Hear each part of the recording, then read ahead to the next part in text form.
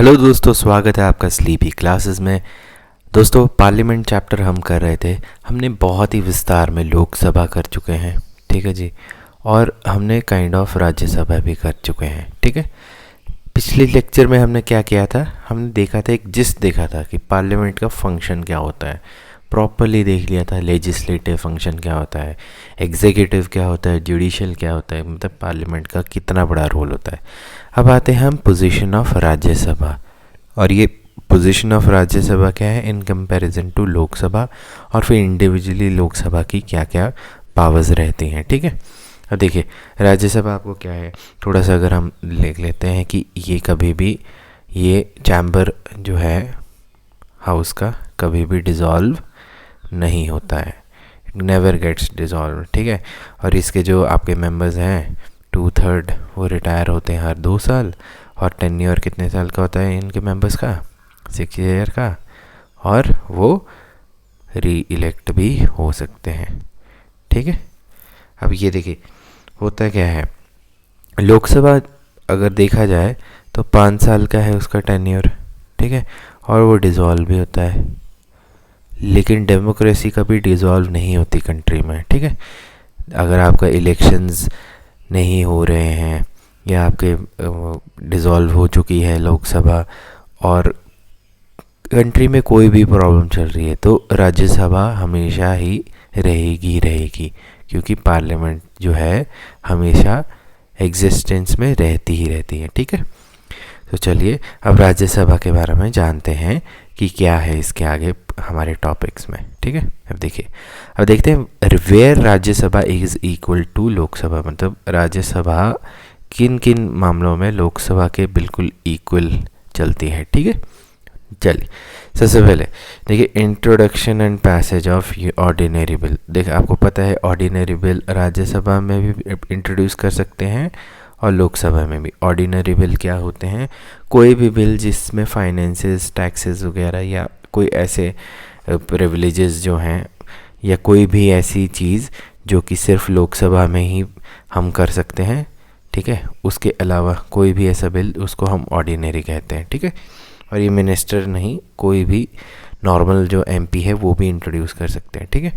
तो राज्यसभा में क्या होता है, introduction and passage of ordinary bill कर सकते हैं, और ये इक्विवेलेंट टू लोकसभा होता है। फिर आता है introduction and passage of constitutional amendment bill, ठीक है। तो मतलब कि कोई भी कॉन्स्टिट्यूशनल अमेंडमेंट बिल है, कॉन्स्टिट्यूशनल अमेंडमेंट बिल क्या होती है, किसी भी कॉन्स्टिट्यूशन में चेंज करना है, किसके अंतर्गत, आर्टिकल 368 के अंतर्गत, तो ये भी कर सकते हैं। लेकिन सब्जेक्ट टू प्रोविज़न क्या है कि ये प्रोविज़न राज्यसभा के लिए भी है और लोकसभा के लिए भी इक्विवेलेंट है, कि आपका जो 368 के हम चेंज कर रहे हैं दोनों के लिए क्या है, उसको हम क्या कहते हैं, बेसिक स्ट्रक्चर नहीं चेंज होना चाहिए। ऐसा नहीं है कि राज्यसभा में आप कर रहे हो तो उसमें आपको अलाउड है। केशवनंदा भारती वाला जो केस हमने देखा था कि बेसिक स्ट्रक्चर जो है वो चेंज नहीं होना चाहिए, ठीक है। तीसरा क्या है, introduction and passage of financial bills, ठीक है जी। फाइनेंशियल बिल्स, मनी बिल्स हमने टाइप्स ऑफ बिल्स किए हुए थे, ठीक है। और अगर आपने इसको इस वाले जो चैप्टर है नहीं करा हुआ है, financial bills, types of bills, तो आप पॉलिटी फॉर ऑल में जाके देख सकते हैं, मैंने प्रॉपरली वहाँ पे टाइप्स ऑफ बिल्स कराए हैं। तब इसमें क्या है, introduction and passage of financial bills. Financial bills भी कौन से, in following expenditure from consolidated fund of India, ठीक है।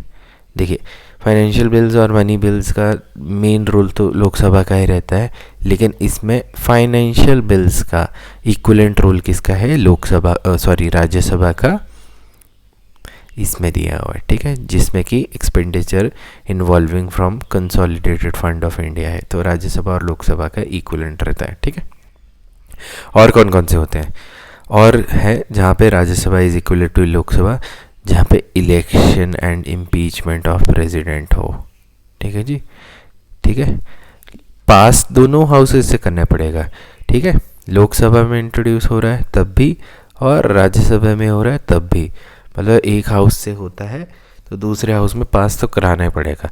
तो election and impeachment of president में राज्यसभा का भी उतना ही रोल है जितना लोकसभा का है। लेकिन आपका election and removal of vice president जो है, ठीक है जी, इसमें क्या कैच है, सिर्फ Rajya Sabha alone can initiate the removal of the vice president के लिए दिया है, ठीक है जी। सिर्फ राज्यसभा जो है अकेले इनिशिएट कर सकते हैं रिमूवल ऑफ वाइस प्रेसिडेंट, ठीक है। अब क्या है, अब ये रिमूव्ड होते हैं कैसे, एक रेजोल्यूशन, और वो रेजोल्यूशन क्या होता है, इफेक्टिव मेजॉरिटी, ठीक है।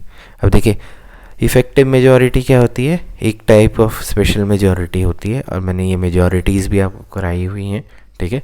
पार्लियामेंट का चैप्टर इतने डिटेल में करवाया हुआ है कि कोई भी चीज़ मिस आउट नहीं करी हुई है, ठीक है।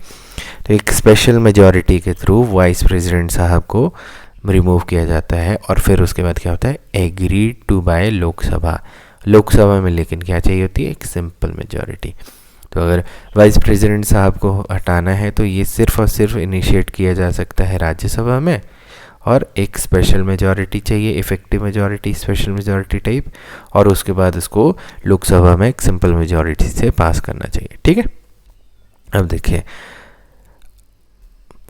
छठा पॉइंट क्या है, making recommendation to president for the removal of chief justice, ठीक है जी। ये चीज़ लोकसभा में भी हो सकती है, राज्यसभा में भी, कि रिकमेंडेशन दी है प्रेसिडेंट को किस चीज़ के लिए, चीफ जस्टिस या जजेस ऑफ सुप्रीम कोर्ट को या हाई कोर्ट को हटाने के लिए, ठीक है जी, रिमूवल हटाने के लिए, और चीफ इलेक्शन कमिश्नर और controller auditor general of India, ठीक है। जो सजेशन है वो लोकसभा भी दे सकती है, राज्यसभा भी दे सकती है रिमूवल के लिए, लेकिन किसको, प्रेसिडेंट साहब को, ठीक है। और सातवां पॉइंट क्या है, approval of ordinances issued by president, ठीक है। जो भी ऑर्डिनेंस पास हो रहे हैं उसकी अप्रूवल कहाँ से मिलेगी, प्रेसिडेंट साहब से, लेकिन ये राज्यसभा भी हो सकती है, लोकसभा में हो सकती है, ठीक है। आठवां है approval of proclamation of 3 types of emergency, ठीक है। तो इमरजेंसी के 3 टाइप्स जो हैं आपको पता है, स्टेट इमरजेंसी, नेशनल इमरजेंसी और फाइनेंशियल इमरजेंसी। इसका जो प्रोक्लेमेशन है, देखिए आपको पता ही पार्लियामेंट से अप्रूव तो होना ही होता है, तो राज्यसभा का इक्वल है इस रोल इसमें, ठीक है। 9वां पॉइंट क्या है, सिलेक्शन ऑफ मिनिस्टर्स। देखिए सिलेक्शन ऑफ मिनिस्टर्स जो है कौन कौन से, प्राइम मिनिस्टर, ठीक है जी, और मिनिस्टर्स जो हैं अंडर, ये देखिए under the constitution ministers including prime minister can be member of either house. अब इसका मतलब क्या है, देखिए आपको पता है डॉक्टर मनमोहन सिंह जो थे वो कौन से हाउस के पार्ट थे, वो राज्यसभा के पार्ट थे, ठीक है। इसमें क्या है कि कॉन्स्टिट्यूशन के अंदर क्या है, the minister including prime minister can be member of either house, लेकिन irrespective of their membership they are responsible only to Lok Sabha. ये है कैच कि सिलेक्शन जो है, ठीक है, वो कहीं से भी, राज्यसभा से भी आ सकती है, लेकिन उसकी रिस्पॉन्सिबिलिटी कहाँ के लिए आएगी, लोकसभा की आएगी, क्योंकि वो इलेक्टेड हाउस है, ठीक है, डायरेक्ट इलेक्टेड हाउस, ठीक है। 10वां क्या है, consideration of report of constitutional bodies, ठीक है। अब देखिए किसी भी बॉडी की रिपोर्ट आती है, ठीक है, जैसे फाइनेंस कमीशन होगी, यूनियन पब्लिक सर्विस कमीशन होगी, CAG की रिपोर्ट होगी, ठीक है। अब इसको जो टेबल करना है, ठीक है, वो किसी भी हाउस में किया जा सकता है, लोकसभा में भी और राज्यसभा में भी। मेन रीज़न इक्वल इसीलिए दिया हुआ है कि अगर लोकसभा सपोज़ स्थगित है या फिर एडजर्न हो चुकी है या फिर डिज़ोल्व हो चुकी है, तो राज्यसभा में उसकी जो है रिपोर्ट पेश की जा सकती है। यहाँ पे राज्यसभा का इक्वल है स्टेटस। अब देखते हैं अनइक्वल स्टेटस, मतलब कि कहाँ पे स्टेटस जो है राज्यसभा का अनइक्वल है, ठीक है। देखिए सबसे पहली बात, सबसे इम्पॉर्टेंट, कि एक मनी बिल जो होता है वो सिर्फ और सिर्फ कहाँ इंट्रोड्यूस होता है, लोकसभा में, और राज्यसभा में नहीं होता है, ठीक है। और मनी बिल है वो कौन डिसाइड करता है, स्पीकर जो है वो डिसाइड करते हैं कि ये मनी बिल जो है मनी बिल है, ठीक है। आगे क्या है, राज्यसभा कैनॉट अमेंड और रिजेक्ट अ मनी बिल। ये देखिए ये चीज़ है, राज्यसभा जो है वो अमेंड भी नहीं कर सकता और रिजेक्ट भी नहीं कर सकता, और इसको बिल जो है लोकसभा को 14 दिन में वापस करना पड़ता है। ठीक है, 6 महीने वाला कॉन्सेप्ट नहीं है, और 14 दिन में वापस करना ही पड़ेगा, ईदर विद रिकमेंडेशन और विदाउट रिकमेंडेशन। लेकिन लोकसभा के ऊपर है कि रिकमेंडेशन एक्सेप्ट करनी है नहीं करनी है, या उसके बिना ही आपने बिल पारित करना है। ठीक है, अब देखिए लोकसभा कैन ईदर एक्सेप्ट और रिजेक्ट ऑल और any of the recommendation of the Rajya Sabha. ठीक है जी। अब दोनों केसेस में money bill is deemed to be passed by 2 houses, मतलब कि मनी बिल में राज्यसभा को कुछ लेना देना है नहीं, इसमें हेजिमनी किसकी है, लोकसभा की। ठीक है, अब देखिए चौथा क्या, a financial bill not containing सोनली the matters of article 110 also can be introduce in Lok Sabha. Financial bill जो है, ठीक है, जो कि जिसमें कि आर्टिकल 110 की चीज़ें नहीं कंसिडर्ड हैं, वो आपकी लोकसभा में हो सकती है और ये राज्यसभा में नहीं की जा सकती। लेकिन but with regard to passage both houses have equal power. देखिए हमने जब इक्वल पावर वाली बात करी थी ना, कंसोलिडेटेड फंड से रिलेटेड, उसमें फाइनेंशियल बिल में राज्यसभा का भी इक्वल पावर है। लेकिन यूजुअली क्या है कि हेजिमनी मनी बिल में लोकसभा की है। ठीक है, पांचवा पॉइंट क्या है, a final power to decide whether the particular bill is money bill is not wasted in the speaker of the Lok Sabha. ठीक है, final power to decide whether a particular bill is a money bill is और not is wasted with the speaker of Lok Sabha. जो मैंने बोला था कि speaker of Lok Sabha decide करेंगे कि ये मनी बिल है या नहीं है, ये लोकसभा के स्पीकर करेंगे। जैसे कि आपका जीएसटी था, बहुत इंपॉर्टेंट था गवर्नमेंट के लिए, तो उसको डिसाइड करके मनी बिल किसने बनाया, स्पीकर ऑफ द लोकसभा। ठीक है, अब स्पीकर ऑफ लोकसभा जो है वो क्या करते हैं, वो प्रिसाइड करते हैं over the joint sitting of the both houses. ये भी है, यहाँ पे राज्यसभा के स्पीकर नहीं आएंगे, लोकसभा के आएंगे। कन्वीन कौन कराते हैं, प्रेसिडेंट बुलाते हैं, लेकिन आपके प्रिसाइड कौन करते हैं, द स्पीकर ऑफ लोकसभा। ठीक है, राज्यसभा नहीं, ये याद रखना आपने। सातवां पॉइंट क्या है, अब Lok Sabha with greater number wins the battle in the joint sitting except when the combined strength of the ruling party in both houses is less than that of opposition party. अब देखिए लोकसभा में अगर ज़्यादा नंबर हैं, ठीक है, मतलब आपके एमपीज पार्टी के हिसाब से, तो वो बेसिकली जीतते हैं। अब देखिए मोदी गवर्नमेंट के साथ सबसे बड़ी प्रॉब्लम क्या थी कि राज्यसभा में मोदी गवर्नमेंट के नंबर्स कम थे। ठीक है, क्योंकि राज्यसभा में देखिए इलेक्शंस का जो सिलसिला है वो दूसरा रहता है, मेंबर जो हैं वो 2 साल में रिटायर होते रहते हैं, इलेक्शन चलते रहते हैं। ठीक है, तो धीरे धीरे आपकी पार्टी के मेंबर बढ़ते हैं। लोकसभा में तो आपके एक बार इलेक्शन हुआ, ठीक है, मेजॉरिटी में आपके सारे के सारे क्या हैं, एमपीज इलेक्ट होके आ गए। ठीक है, तो ये चीज़ ए पॉइंट आ गया। ठीक है, अब अगला पॉइंट क्या है, Rajya Sabha can only discuss the budget. ठीक है, राज्यसभा सिर्फ बजट को डिस्कस कर सकती है, लेकिन वोट नहीं कर सकती। किस पे, on the demands for grants. अब डिमांड्स फॉर ग्रांट्स क्या होते हैं, मैंने ग्रांट्स वाला चैप्टर कराया हुआ, आप जाके उसको देखिए। ठीक है, डिमांड फॉर ग्रांट्स क्या क्या होते हैं, टाइप्स ऑफ ग्रांट्स मैंने कराया हुआ है, आई थिंक पिछले दूसरे या तीसरे जो आप देखेंगे लेक्चर में, उसी में करवाया हुआ। ठीक है, जो कि एक एक्सक्लूसिव प्रिविलेज है लोकसभा का। तो ये है अनइक्वल स्टेटस इसमें कि बजट पे वोट नहीं कर सकते, डिमांड ऑफ ग्रांट्स पे। ठीक है, सिर्फ डिस्कस कर सकते हैं। और नौवां पॉइंट क्या है, एक resolution for discontinuance for national emergency. अब देखिए डिसकॉन्टिन्यूंस वर्ड इंपॉर्टेंट है, एमरजेंसी लगाने का अधिकार तो राज्यसभा के पास भी है, ठीक है, प्रोक्लेमेशन के लिए, लेकिन डिसकॉन्टिन्यूस मतलब हटाने के लिए can only be pass by Lok Sabha, not by Rajya Sabha. तो इस टाइप के क्वेश्चन देखिए, ऐसे ऐसे आपके जो स्टेटमेंट्स हैं, ये स्टेटमेंट डाल के आपको कंफ्यूज कर सकते हैं। अब देखिए ये बिटवीन द लाइंस वाला कॉन्सेप्ट आ गया ना। स्टेटमेंट 1 दी है कि जैसे आपको ये 2 ही स्टेटमेंट अगर मैंने दे दी हुई है और इसमें मैंने चेंज कर दिया, डिमांड फॉर ग्रांट्स वाले में राज्यसभा का भी अगर मैंने वोट हटा के कुछ और कर दिया या इस तरीके से, तो अगर आपने यहाँ से अच्छे से पढ़ा है, अच्छे से समझा है, तो you will get to know. ठीक है, 10वां पॉइंट क्या है, अब देखिए Rajya Sabha can not remove the council of ministers. Rajya Sabha नहीं हटा सकती council of ministers by no confidence motion, ठीक है। नो कॉन्फिडेंस मोशन सिर्फ और सिर्फ कहाँ हो सकता है, लोकसभा में। ये क्यों है, क्योंकि काउंसिल ऑफ मिनिस्टर जो है वो कलेक्टिवली रिस्पॉन्सिबल है किसके लिए, ओनली टू लोकसभा, ठीक है जी।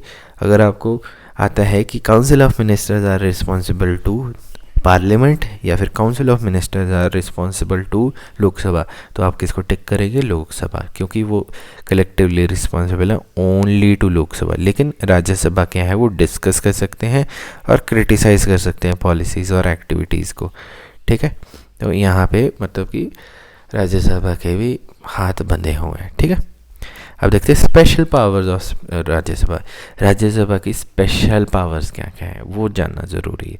देखिए राज्यसभा के पास ना 4 एक्सक्लूसिव और स्पेशल पावर्स दी हुई हैं जो कि लोकसभा के पास नहीं है। सबसे पहले क्या है, देखिए ये क्या करती है, it can authorise parliament to make law on subject enumerated in state list, ठीक है। स्टेट लिस्ट की जो सब्जेक्ट मेंशन्ड है 249 में, उसमें ऑथराइजेशन कौन देता है, राज्यसभा। और it can authorise the parliament to create all India services common to both centre and states. ये बहुत बहुत बहुत इंपॉर्टेंट। अब देखिए हुआ क्या, जैसे अगर सपोज ऑल इंडिया सर्विसेज, अभी देखिए कैसे होते हैं, हमारी 3 ऑल इंडिया सर्विसेज हैं, IAS, IPS, ठीक है जी, और